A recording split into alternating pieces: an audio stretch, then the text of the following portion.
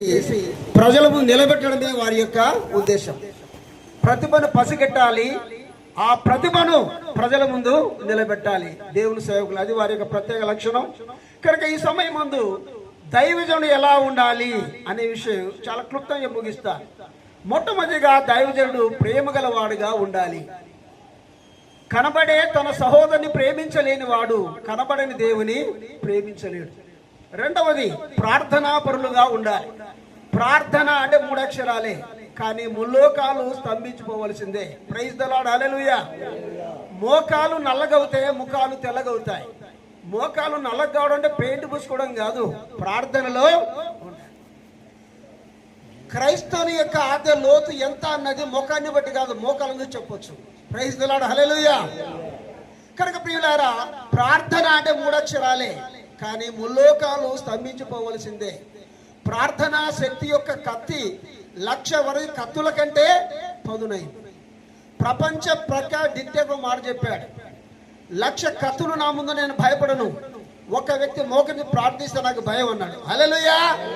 ఎందుకు అంటే ప్రార్థనా శక్తి యొక్క కత్తి 1,00,000 వరకు కత్తుల కంటే పదునైంది. మూడవది సంగీత ప్రియులుగా ఉండాలి. బట్టి పట్టలేని వేదాంతం మన వంట పట్టిస్తుంది సంగీతం. తెలుగు నుడికారం సొంపు సంగీతానికి ఇంపు చేకూరుస్తుంది.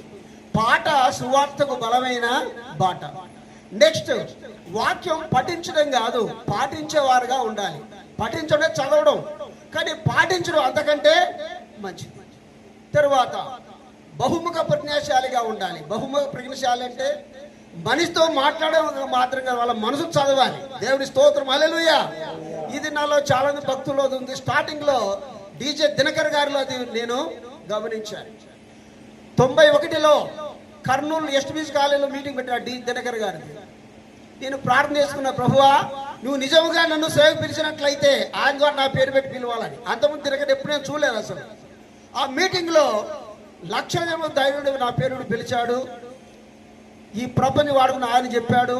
నా జీవితము సాక్ష్యం GS కాలేజీలో ఉంది. ప్రైజ్ ద లార్డ్, హల్లెలూయా. కనుక దైవజనుడు అంటే మొద్దుగా ఉండడం కాదు, చురుకుదనం ఉండాలి. ఆసక్తి విషయం మాంద్యులు కాక ఆత్మ తీవ్రత గలవారై ఉండాలి. నెక్స్ట్, చక్కని దైవ సందేశము ఇవ్వాలి. అర్థం కాని బోధ వ్యర్థం అన్నారు. మనము చెప్పేది అర్థం కావాలి. రకరకాల సిద్ధాంతాలు ఆ బోధలు కూడా వచ్చినాయి ఈ మధ్య ఆయన ప్రసంగం చేశాడంట. యేసు ప్రభు 2 రాకడ వచ్చే దేవుడు నాకు డేట్ చెప్పాడు, టైం చెప్పాడు అన్నాడు. అందరూ ఆశ్చర్యపోయారు. అసలు యేసు ప్రభు వచ్చే దినము రాకడ దేవుడు తెలియదు. మరి ఈ భక్తుడు చెప్పాడంట, దేవుడు నాకు చెప్పాడు. సార్ చెప్పండి ఎప్పుడు అన్నాడు. దేవుడు అన్న, నువ్వు ఎవరికి చెప్పొద్దు అన్నాడు. దేవుడు వీళ్ళకి చెప్పాడు అన్నగా, నువ్వు నాకు ఎవరికి చెప్పదు. మరి అదేంటది? కనుక ఇలాంటి దొంగపోగలు ఉన్నారు కనుక చాలా జాగ్రత్తగా ఉండాలి. నెక్స్ట్, దేవుని యందు అచంచలమైన విశ్వాసం గలవారమై ఉండాలి. విశ్వమంతా దేవుడు ఉన్నాడు, కానీ విశ్వాసానికి మాత్రమే దొరుకుతాడు. నమ్మకం లేని ప్రార్థనలు అమ్మకం లేని వ్యాపారంతో సమానం. అర్థమైందా? విశ్వము దేవుడు కాదు, విశ్వమంతా దేవుడు ఉన్నాడు, కానీ విశ్వాసానికి మాత్రమే దొరుకుతాడు. నమ్మకం లేని ప్రార్థనలు అమ్మకం లేని వ్యాపారంతో సమానం. యెహోషువ ప్రార్థిస్తే సూడితో నిలిచిపోయారు. మోషే ప్రార్థిస్తే సముద్రం కూడా నిలిచింది. వారు ప్రార్థిస్తే సృష్టి నిలిచింది. కానీ గుడ్డివాడికే కలిసి ఆ సృష్టికర్త నిలిచాడు. హల్లెలూయా.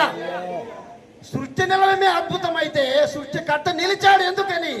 గుడ్డివాడి విశ్వ కేకలు వేశాడు. నెక్స్ట్, అందరి కొరకు విజ్ఞాపన ప్రార్థన చేయాలి. మా సంఘానికి వస్తేనే బ్రదర్ లేకుండా అదర్ అనుకోకూడదు.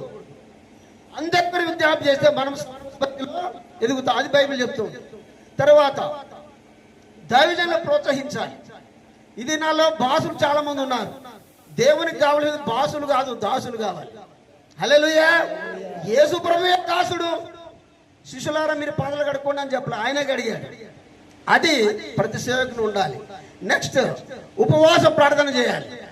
ఉపవాసం ఎలా ఉండాలి చాలా మంది తెలియదు.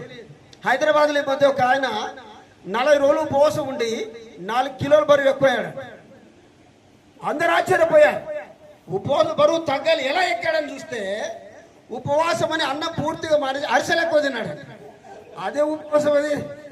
కనుక ఉపవాసము అంటే దేవునికి సమీపం అనే అర్థం. చివరిది, అంతవరకు సహించాలి, ఈ ప్రపంచాన్ని జయించాలి, కాలాంతం ముందు మన వంతులో యేసయ్య చెంత నిలవాలి. జయించిన వారికి పరలోకం సొంతం, జయించలేని పిరికి పందలకు నిత్య నరకమే వారి అంతం. ముందుంది ఆత్మ యుద్ధం, అందుకు కావాలి మనందరం సిద్ధం. కనుక ప్రియులారా, ప్రభు అయిన యేసు త్వరగా రాబోతున్నాడు. ఇది కంప్యూటర్ యుగం నిజమే, కానీ కంపు కొట్టే యుగం. Devil is mighty, Jesus is all mighty.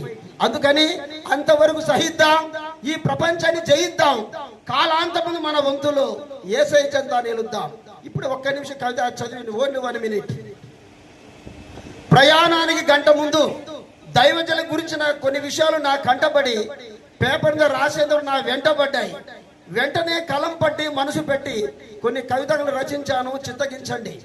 గదిలో ప్రార్థనా జీవితం, మదిలో దేవుని వాక్య ధ్యానం, వీధిలో మంచి సాక్ష్యం, ఇదే భక్తుని అనుదిన జీవిత విధానం. మనిషిలో దీనత్వం, మనసులో దైవత్వం కలబోసిన తత్వం భక్తుని వ్యక్తిత్వం. మల్లెలాంటి మనసు, మంచు లాంటి హృదయం దేవుడి వీరికి ఇచ్చిన వరం. చిరుమంద హాసం, సునిశ్చిత హాస్యం వారి స్వభావం. మనందరి దరి అద్దరి ఆధ్యాత్మిక సిరి యేసు కల్వరి. మనందరి పాపాలు క్షమించుటకు యేసయ్య ఎక్కారు కల్వరిగిరి.